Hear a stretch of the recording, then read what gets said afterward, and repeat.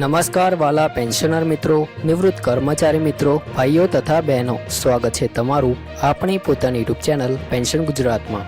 તો મિત્રો, આજનો વિડીયો ગુજરાત રાજ્યના લાખો કર્મચારીઓ અને પેન્શનરો માટે ખૂબ જ મહત્વનો છે, કારણ કે આજે આપણે વિગતવાર વાત કરવાના છીએ ગુજરાત સરકારના મોંઘવારી ભથ્થા એટલે કે ડીએ અંગે વિશે।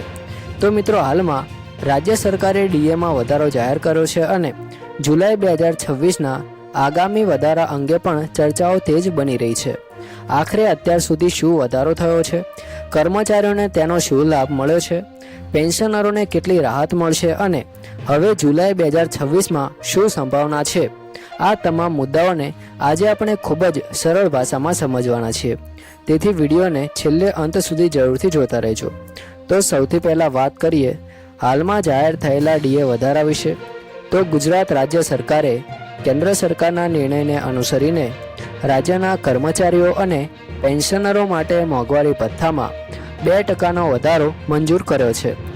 આ વધારા પછી રાજ્યના કર્મચારીઓ અને પેન્શનરોનું કુલ ડીએ 58%થી વધીને 60% થઈ ગયું છે, એટલે કે અગાઉ મળતું 58% ડીએ હવે વધીને 60% થઈ ગયું છે, જેનાથી કર્મચારીઓ અને નિવૃત્ત કર્મચારીઓને સીધો આર્થિક લાભ મળ્યો છે। આ વધારો માત્ર જાહેર કરવામાં આવ્યો નથી, પરંતુ તેને 1 જાન્યુઆરી 2026થી પૂર્વવર્તી અસરથી અમલમાં પણ મૂકવામાં આવ્યો છે, એટલે કે 1 જાન્યુઆરીથી આ વધારાનો લાભ લાગુ ગણવામાં આવ્યો છે, જેના કારણે જાન્યુઆરીથી એપ્રિલ સુધીના 4 મહિનાનો તફાવત પણ કર્મચારીઓને આપવામાં આવ્યો છે। આ 4 મહિનાના એરિયર્સની ચૂકવણી રોકડમાં કરવામાં આવી છે, જેના કારણે અનેક કર્મચારીઓને એકસાથે વધારાની રકમ મળી અને તેમને આર્થિક રાહત મળી છે। હવે સૌથી મોટો પ્રશ્ન એ છે કે જુલાઈ 2026માં શું થઈ શકે। તો મિત્રો, સામાન્ય રીતે કેન્દ્ર સરકાર અને રાજ્ય સરકાર વર્ષમાં 2 વખત મોંઘવારી ભથ્થામાં સુધારો કરે છે। પહેલો વધારો જાન્યુઆરીથી અને બીજો વધારો જુલાઈથી અમલમાં આવે છે, એટલે કે દર વર્ષે 2 વખત ડીએમાં ફેરફાર થતો હોય છે। આ પ્રક્રિયા લાંબા સમયથી ચાલી આવતી છે અને કર્મચારીઓ તથા પેન્શનરો બંને માટે ખૂબ મહત્ત્વની માનવામાં આવે છે।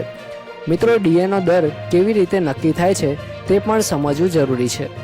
મોંઘવારી ભથ્થાની ગણતરી ઔદ્યોગિક કામદારો માટે જાહેર થતા ગ્રાહક ભાવ સૂચકાંક એટલે કે AICPI-IW આંકડાઓને આધારે કરવામાં આવે છે। શ્રમ બ્યુરો દ્વારા દર મહિને આ આંકડાઓ જાહેર કરવામાં આવે છે। આ જ આંકડાઓ પરથી સરકાર મોંઘવારીની સ્થિતિનું મૂલ્યાંકન કરે છે અને ત્યારબાદ ડીએમાં કેટલો વધારો કરવો તે અંગે નિર્ણય લેવામાં આવે છે। હાલમાં મે અને જૂન 2026ના ઉપલબ્ધ આંકડાઓને જોતા એવી પ્રબળ સંભાવના વ્યક્ત કરવામાં આવી રહી છે કે જુલાઈ 2026થી ડીએમાં આશરે 3%નો વધારો થઈ શકે છે। જો આવું થાય છે તો કેન્દ્ર સરકારના કર્મચારીઓ અને પેન્શનરો માટે ડીએનો દર 60%થી વધીને 63% સુધી પહોંચી શકે છે।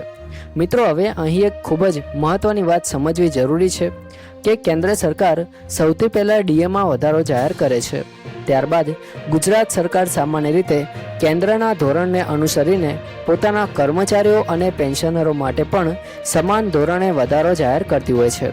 એટલે કે અગાઉ જેમ કેન્દ્ર સરકારે 2%નો વધારો જાહેર કર્યો હતો, ત્યારબાદ ગુજરાત સરકારે પણ 2%નો વધારો મંજૂર કર્યો હતો અને રાજ્યમાં ડીએ 60% સુધી પહોંચ્યું હતું। આ જ પરંપરા જોતાં હવે એવી પણ સંપૂર્ણ શક્યતા માનવામાં આવી શકે છે કે જો કેન્દ્ર સરકાર જુલાઈ 2026થી 3%નો વધારો જાહેર કરે તો ત્યારબાદ ગુજરાત સરકાર પણ તે જ ધોરણ મુજબ રાજ્યના કર્મચારીઓ અને પેન્શનરો માટે ડીએમાં વધારો જાહેર કરી શકે।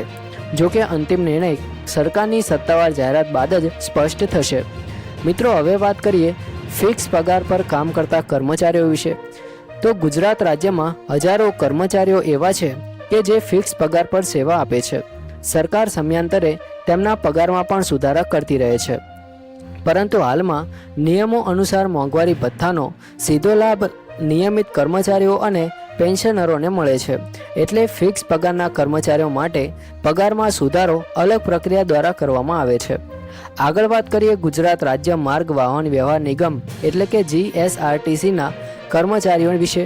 તો રાજ્ય સરકારના અન્ય વિભાગોની જેમ એસટી નિગમના કર્મચારીઓના મોંઘવારી ભથ્થામાં પણ સમયાંતરે વધારો કરવામાં આવે છે.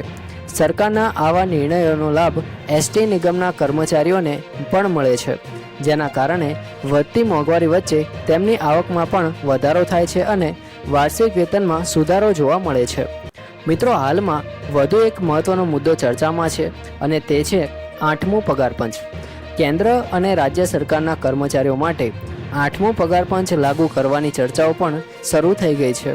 જો ભવિષ્યમાં 8મું પગાર પંચ અમલમાં આવે તો કર્મચારીઓ અને જો ભવિષ્યમાં 8મું પગાર પંચ અમલમાં આવે તો મોંઘવારી ભથ્થાને મૂળ પગારમાં મર્જ કરવામાં આવી શકે તેવી ચર્ચાઓ ચાલી રહી છે.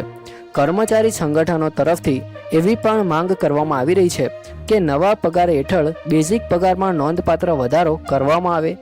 જો કે આ અંગેનો અંતિમ નિર્ણય ભવિષ્યમાં સરકાર દ્વારા લેવામાં આવશે. મિત્રો, હવે વાત કરીએ પેન્શનરો માટેની સૌથી મહત્વની બાબત એટલે કે મોંઘવારી રાહત વિશે. તો જેમ નિયમિત કર્મચારીઓને ડીએ મળે છે તેમ રાજ્યના નિવૃત્ત કર્મચારીઓને ડીઆર એટલે કે મોંઘવારી રાહત આપવામાં આવે છે. હાલમાં જાહેર થયેલા 2% વધારાનો લાભ રાજ્યના 7મા તેમજ 6ઠ્ઠા પગાર પંચ હેઠળ આવતા તમામ પેન્શનરોને મળ્યો છે. એટલે પેન્શનની સાથે મળતી મોંઘવારી રાહતમાં પણ વધારો થયો છે. જો જુલાઈ 2026 દરમિયાન ફરીથી વધારો જાહેર થશે તો તેનો સીધો લાભ પણ પેન્શનરોની માસિક પેન્શનમાં ઉમેરાશે. એટલે ડીઆરમાં વધારો થતાં માસિક પેન્શનની કુલ રકમમાં પણ વધારો થશે. તેથી રાજ્યના લાખો પેન્શનરોની નજર હવે આગામી ડીએ જાહેર થવા પર ટકેલી છે. મિત્રો, હવે એક મહત્વનો મુદ્દો છે એરિયર્સની ચૂકવણી વિશે. તો જ્યારે ડીએ પૂર્વવર્તી અસરથી લાગુ કરવામાં આવે છે ત્યારે અગાઉના મહિનાઓનો તફાવત પણ ચૂકવવામાં આવે છે. આ વખતે જાન્યુઆરીથી એપ્રિલ સુધીનો 4 મહિનાનો તફાવત કર્મચારીઓને રોકડમાં ચૂકવવામાં આવ્યો હતો, જેના કારણે ઘણા કર્મચારીઓને એકસાથે વધારાની રકમ પ્રાપ્ત થઈ હતી અને તેમના ઘર ખર્ચમાં પણ રાહત મળી હતી. મિત્રો, રાજ્યમાં અંદાજે 9થી 9.5 લાખ જેટલા કર્મચારીઓ અને પેન્શનરો આવા વધારાનો લાભ મેળવે છે. આટલી મોટી સંખ્યામાં લાભાર્થીઓને ડીએ અને ડીઆરનો લાભ આપવા માટે રાજ્ય સરકાર પોતાના વાર્ષિક બજેટમાં વિશેષ જોગવાઈ પણ કરે છે. એટલે કે ડીએમાં વધારો માત્ર કર્મચારીઓ માટે જ નહીં પરંતુ રાજ્યના નાણાકીય આયોજન માટે પણ મહત્વપૂર્ણ નિર્ણય માનવામાં આવે છે. સારાંશ રૂપે જો વાત કરીએ તો હાલમાં રાજ્યના કર્મચારીઓ અને પેન્શનરોને 60% ડીએનો લાભ મળી રહ્યો છે. આ વધારો 1 જાન્યુઆરી 2026થી અમલમાં આવ્યો છે અને 4 મહિનાના એરિયર્સ પણ ચૂકવવામાં આવ્યા છે. હવે મે અને જૂનના ઉપલબ્ધ આંકડાઓના આધારે જુલાઈ 2026થી આશરે 3%ના વધારાની સંભાવના વ્યક્ત કરવામાં આવી રહી છે. જો કેન્દ્ર સરકાર આ વધારો જાહેર કરશે તો ત્યારબાદ ગુજરાત સરકાર પણ સમાન ધોરણે નિર્ણય લઈ શકે તેવી શક્યતા છે. મિત્રો, જો તમને આજની આ માહિતી ઉપયોગી લાગી હોય તો વિડીયોને લાઇક કરજો, વધુમાં વધુ શેર કરજો, જેથી દરેક કર્મચારી અને પેન્શનર સુધી આ માહિતી પહોંચી શકે. અને જો તમે હજી સુધી આપણી ચેનલ પેન્શન ગુજરાતને સબસ્ક્રાઇબ નથી કરી તો અત્યારે જ સબસ્ક્રાઇબ કરી લેજો, જેથી પેન્શન, ડીએ, ડીઆર અને સરકારના તમામ મહત્વના અપડેટ સૌથી પહેલાં તમને મળી રહે. જય હિન્દ, જય ભારત,